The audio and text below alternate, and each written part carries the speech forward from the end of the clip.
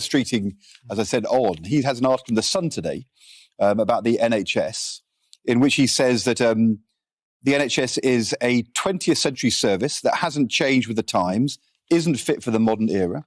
He says he has a go at middle-class lefties who complain about using the private sector.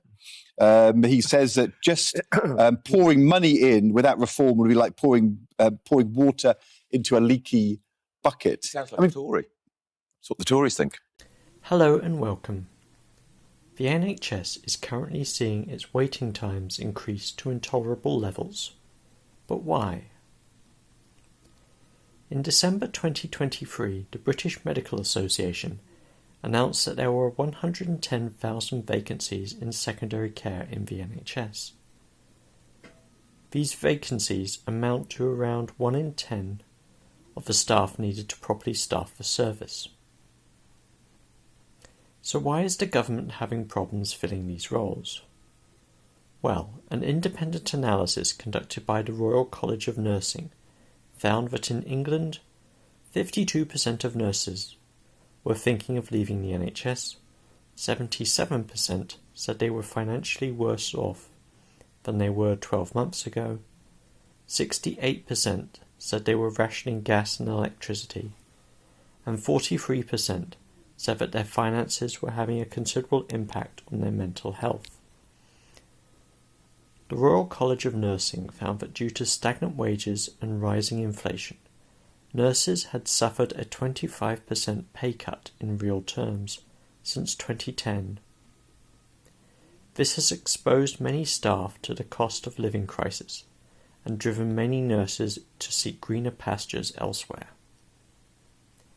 Two prominent unions, Unite and Unison, have both raised the need for pay rises for NHS staff to help solve the crisis in the NHS.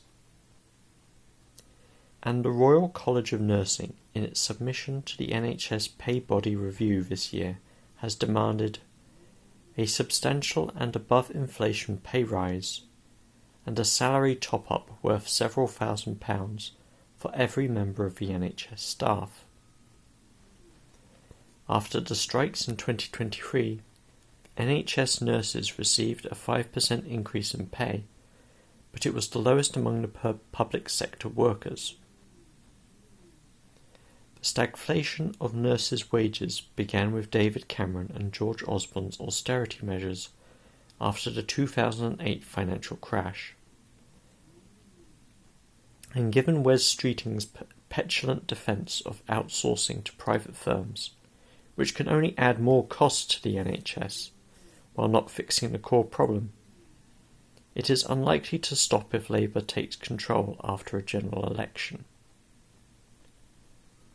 Anyway, that's it for this video. Thank you for watching.